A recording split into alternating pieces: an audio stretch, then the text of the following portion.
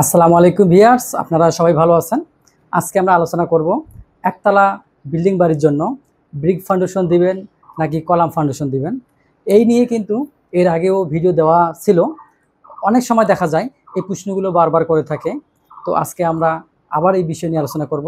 অবশ্যই আপনারা ভিডিওটি শুরু থেকে শেষ পর্যন্ত দেখবেন। আমাদের ব্রিক ফাউন্ডেশনের কততলা বাড়ি পর্যন্ত আমরা দিতে পারি?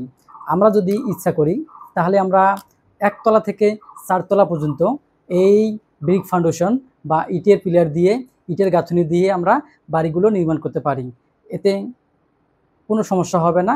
শুধু আমাদের সমস্যা হবে যে আমরা যখন এই বহুতল ভবন অর্থাৎ এক থেকে আমরা তিনতলা চারতলা পর্যন্ত যদি ইটের ফাউন্ডেশন দিয়ে কাজ করি, সেক্ষেত্রে আমার মাটির গভীরে 25 ইঞ্চি 30 ইঞ্চি এমনকি 50 ইঞ্চি পর্যন্ত কি গাঁথনি করে তুলতে হবে উপরে।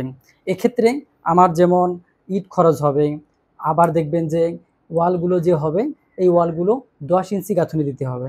এখন এই 10 ইঞ্চি গাঁথনি ওয়াল যদি দেন আপনারা, সেক্ষেত্রে আপনার রুমের যে স্পেস বা রুমের যে থাকার জন্য যে জায়গা, সেই জায়গা কিন্তু কম হয়ে যাবে। এই কারণে অনেক সময় দেখা যায় যে একতলা বিল্ডিংগুলোতে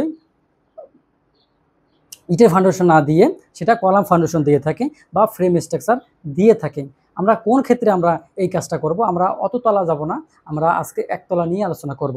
এখন এই একতলা বিল্ডিং আপনি যদি ইচ্ছা করেন যে আমি ব্রিক ফাউন্ডেশন দেব, তাতে কোনো সমস্যা নেই, আপনি দিতে পারেন। এক ভাই প্রশ্ন করেছে যে আমরা একতলার জন্য কি আমাদের কলাম ফাউন্ডেশন দিতে হবে, ব্রিক ফাউন্ডেশন দেওয়া যাবে কি না? অবশ্যই দেওয়া যাবে, কেন দেওয়া যাবে না? তবে দেখতে হবে আপনার জায়গাটা কীরকম, অর্থাৎ জায়গার ধরন এবং এর মাটির যে ভারবহন ক্ষমতা, এর উপরে কিন্তু অনেক নির্ভর করে। দেখা যায় যে এমন একটা জায়গা, যে জায়গায় আগে পুকুর ছিল, এরকম জায়গায় আপনি তাড়াহুড়ো করে ভরাট করলেন, ভরাট করার পরে সেখানে আপনি একতলা বিল্ডিংয়ে দিলেন, সেটা ব্রিক ফাউন্ডেশন। এই ফাউন্ডেশন দেওয়ার পরে দেখবেন যে 5 বছর 7 বছর 10 বছর পর অনেক জায়গায় ফাটল দেখা দিবে।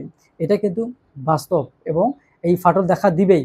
কেননা আপনি যখন একটা মাটি ফিলিং করবেন বা ভরাট করবেন, সেই মাটিটা যদি আপনি আপনার ম্যানুয়ালভাবে কম্প্যাকশন করতে যান, সেক্ষেত্রে আপনাকে 30 থেকে 35 বছর পর্যন্ত সময় লাগতে পারে। এখন এই সময় বা এত সময় মানুষের থাকে না বা এত সময় দেওয়া উচিত না। এই কারণে দেখা যায় যে মাটিটা কোনো এক সময় 2 4 5 10 বছর পর মাটিটা কোনো এক সময় জায়গায় জায়গায় দেবে যায়। আর যখনই এই জায়গায় জায়গায় দেবে যায়, তখনই দেখা যায় যে আপনার এই লিন্টনের যে নিচের জায়গাটা আছে, আবার স্ল্যাবের যে নিচের জায়গাটা আছে, এই জায়গায় কি হয়? ফাটল দেখা দেয় বা ওয়ালটা নিচে দেবে যায়। এই সমস্যার কারণে আপনারা যদি এরকম কোনো জায়গা হয় যেখানে পুকুর বা পুকুরের পাশে বা দেখা যায় একদম ভরাট মাটি, সেই ক্ষেত্রে আপনি কলাম ফাউন্ডেশন দিবেন। আর কলামের জন্য আপনি করতে পারেন, বেসগুলো যদি আপনি দেন, বেসগুলো আপনি যদি কম করে দেন, সর্বনিম্ন যদি 3 ফিট বাই 3 ফিট দেন, এতেই কিন্তু এনাফ। আর রডগুলো আপনি দিতে পারেন 12 মিলি রড। সেক্ষেত্রে আপনার যদি আপনি 6 ইঞ্চি সেন্টার টু সেন্টার দেন, তারপরও কোনো সমস্যা নেই। আর যদি কলামের কথা বলি, এই কলামগুলো যদি আপনি দেন, সেটা 10-10 দিতে পারেন। অথবা যদি মনে করেন যে আমি একতলা বিল্ডিং দেবো, আমার কলামগুলো খুব কাছাকাছি, তো সেক্ষেত্রে আপনি 8 ইঞ্চি বাই 8 ইঞ্চি দিতে পারেন। এরপরে অনুরূপভাবে যখন আপনি গেট বিম দিবেন, সেটা আপনি 8 ইঞ্চি হাইট এবং যে এই পাশটা আপনি 8 ইঞ্চি দিতে পারেন এবং হাইটটা দিতে পারেন 7 ইঞ্চি। অনুরূপভাবে আপনি উপরে বিমও দিতে পারেন। আবার যদি মনে করেন যে আমার এই রুমের সাইজগুলো হয়তো আমি 10 ফিট বাই 11 ফিট বা 11 ফিট বাই 12 ফিট, এরকম কাছাকাছি যদি ছোট পরিসরের রুমগুলো হয়ে থাকে, সেক্ষেত্রে আপনি বিম ছাড়াও এই স্ল্যাবটা দিতে পারেন শুধু একতলা বিল্ডিংয়ের জন্য। কিন্তু কথা হচ্ছে যে উপরে এটা ব্যবহার করা যাবে না।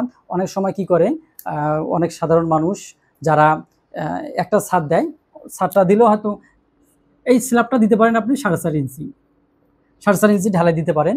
আর এই 4.5 ইঞ্চি ঢালাই দেওয়ার পরে উপরে কিন্তু ব্যবহার করা যাবে না। আমি বারবার এই কথা বলতেছি, উপরে ব্যবহার করা যাবে না। সেক্ষেত্রে আপনি বিমও আপনার না দিলেও চলবে, আপনি রড দিয়েও শুধুমাত্র ঢালাই করে দিবেন। এর উপরে আপনারা আর আর একতলা করবেন না। অনেক সময় দেখা যায় যে আমি একতলা ফাউন্ডেশন দিয়ে বাড়ি করলাম, করার পরে দেখা যায় যে আমার উপরে আরও একতলা করার ইচ্ছা, তখনই কি করে এই 4.5 ইঞ্চি স্ল্যাবের উপরে বা যেখানে আমরা বিম ব্যবহার করি নাই এর উপরেই টিন শেড দেওয়ার চিন্তা ভাবনা করে। তো যাই হোক, এই কাজটা করা যাবে না। আর যদি আপনার উপরে করার ইচ্ছা, তাহলে আপনাকে 2 তলা ফাউন্ডেশন দিয়ে করতে হবে।